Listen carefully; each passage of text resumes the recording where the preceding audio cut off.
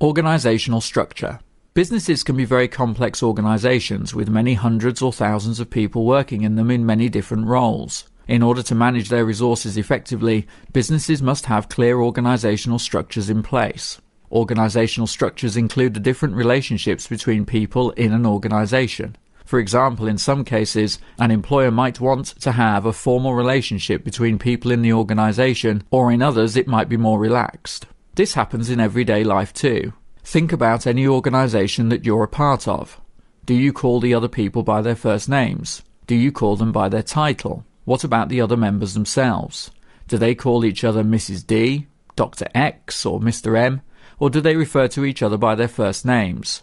How do they refer to the person leading the organisation? Different levels in a business are referred to as hierarchies. A hierarchy occurs where people are given some sort of title or rank that signifies their importance in the organisation. All businesses have employees working at different levels of responsibility. At the bottom, a business depends on its operatives to produce the products or services. Team leaders often perform the day-to-day management role, with operational managers setting direction and strategy for the business as a whole. The number of employees in each level will depend on the business's organisational structure. It is important to determine who takes responsibility for decision-making, who reports to who, and who to blame when things mess up, or who gets the pat on the back if things go well. There are three typical organisational structures. They are known as hierarchical, flat, and matrix. A hierarchical structure is typical in large companies, where each level of employee reports upwards and each level has a narrow span of control. The downside of this type of structure is that it can often lead to significantly slower communication and decision-making.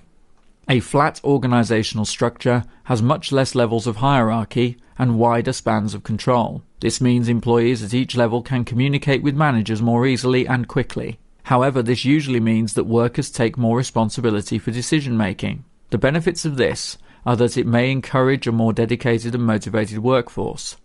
Typically, this type of structure is used in small businesses and startups. A benefit of this structure is that it allows the business to change rapidly to respond to the market, customer, or competitors. However, this only applies if the staff are well trained and are actually capable of making the changes. Lastly, a matrix structure gathers employees who hold the relevant expertise in order to help the business to meet its goals. The people selected come from different levels and departments within the business.